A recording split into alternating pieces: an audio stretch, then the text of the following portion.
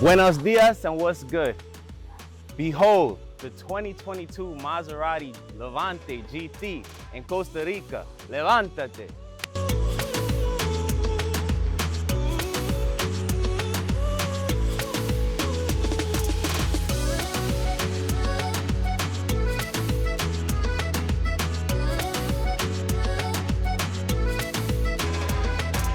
The 2022 Maserati Levante GT. There's several models to the Levante. It has the base, which is the GT, the Modena S, and at the top, the Trofeo. This Italian mid-size SUV, guys, it's been a great ride. This engine is derived from two Ferrari engines, which gives this vehicle a sport-like character. And I've been driving it all throughout the country, up hills, bumpy roads, everywhere. It handles well. The suspension in here, the skyhook suspension, the dampening with the air suspension in this vehicle is superb. Let's check it out.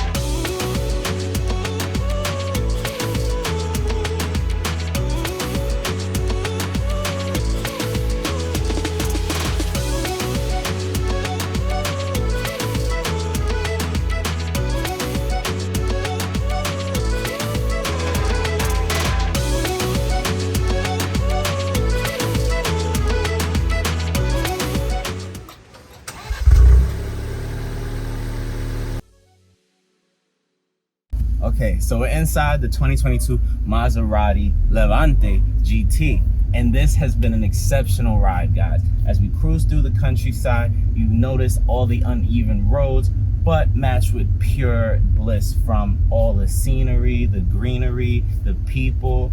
It's very nice. Now, I was saying earlier, this vehicle drives superb. It has great air suspension. It's called skyhook suspension, and it literally takes every bump well.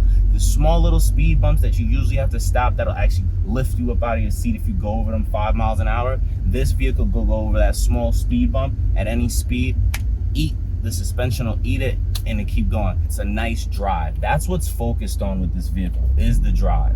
I can't say it enough. The drive is great. You have these big paddle shifters behind the steering wheel. You know, you have the great aesthetics with the Trident in the headrest. You have the Trident sprinkled all throughout the vehicle, and it's a beautiful design. There's nothing like having a vehicle that can manage a road or make the experience of driving on the same road, no matter what vehicle, but that's precise vehicle to make that road feel different. This is more of a first-class ride when you talk about mid-size SUVs. Now, so yeah, the handling is exceptional. The dampening is exceptional. They have created a very well-driven machine with this Maserati Levante. Again, we have 369 pounds-feet of torque, so the car gets going pretty quick. It knows how to get out of its own way, so to speak.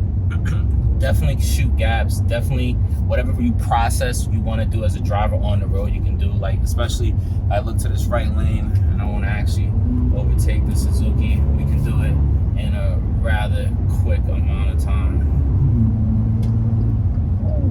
This thing can handle. Can't say it enough. This is an exceptional driving machine. Again, with the engines derived from the Ferrari make. This vehicle definitely has a supercar feel.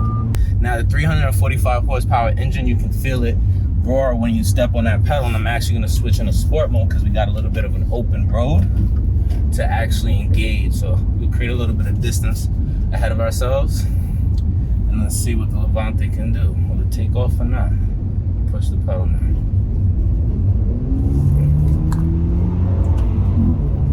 Ooh, you hear that fart? Okay.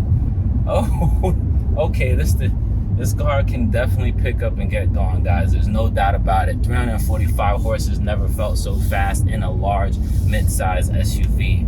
Not gonna lie. The handling is also exceptional. We're going on an incline right now, and there's no loss of power. No matter what the terrain is, this vehicle commands the road. Now, moving on to things that I would rather not talk about, but have to talk about. Maserati is really dropping the ball when it comes to technology and features, extras. This car really doesn't have anything but just a great driving feel, handling, and things of that nature. Aside from that, the analog gauges, they gotta go. The center digital cluster is fine, but this is comparative to like an Acura MDX or other less expensive SUVs in its class. And it's like when you buy a Maserati, you want to feel, or a car of this stature, you want to feel like you're in the best. And if you see certain accents in a car of this stature match one that's supposed to be lesser, do you really feel like you're in a better vehicle? No. Also, you want to feel like you're up to date. This car feels dated. Again, the technology is antiquated in here. We don't even have any USB Type-Cs, even though that's still preferable for some of us. The way the industry is going, USB Type-C is the pinnacle, so to speak, of what the input or port systems are going with these vehicles nowadays. There's no tri-climate control zones. In the rear venting system doesn't have any digital interface. It's just two vents, and right above is just a plain 12-volt outlet. Again, another dated look for the vehicle. The tailgate closes down really slow. I don't know what that's about. Not that it's necessary that it needs to be fast, but I'll push the button and about 3 seconds later, then the tailgate wants to engage. Because of its slope-shaped design, and this is no knock to the design, the amount of space you have in the trunk is really limited, and it's because of the way it's designed. So I feel like they could, create more space or just design it in a better way where the trunk is more operable and spacious as well. And another thing, that the privacy screen that they have there, it's actually a pain in the butt, because if you need the extra space, you have to manually unhook it from the strings. I see they try to be fancy and have a nice look to it, but it really just gets in the way when you're trying to operate. It's better to have one of the newer privacy screens where it rolls out and you pull and it hooks. That stiff piece of privacy screen literally drives me crazy, because if you do have large items like I have now, a suitcase, you have to unhook the privacy screen, then you gotta try to makeshift fit it into the trunk, and it's really not helpful at all. It actually takes up more space. The 8.4-inch infotainment screen, yes, it is nice, but as well, it's dated. I feel like they could have had this in the vehicle years ago, and it's supposed to be a 2022. So Maserati, definitely take time, do a major overhaul on the tech side and the extras of the vehicle. I will say I did see underneath the right passenger mat, there was some type of like hideaway compartment. That was interesting. I still don't know what it's for yet, but that was pretty interesting. I will say, like I said earlier, the wood trim that's in here, they should really apply real wood instead of this like a plastic accent. It really cheapens the other materials, which makes me kind of question whether or not this leather is real. So I'm just pretty much saying that the wood makes the fake wood makes the vehicle look less supreme or sophisticated as it would portray. I feel like the makers of this vehicle focus on the drive. The drive itself is exceptional. I cannot say it enough. Everything I want out of this vehicle, I can get. It's not giving me more than I need, but when I need it, it can give it. So major kudos to that. Tip my hat to that. The exterior of the vehicle is exceptional. The interior needs to catch up. It's not up to par. Hopefully in the 2023 model, they will get that, and we will see.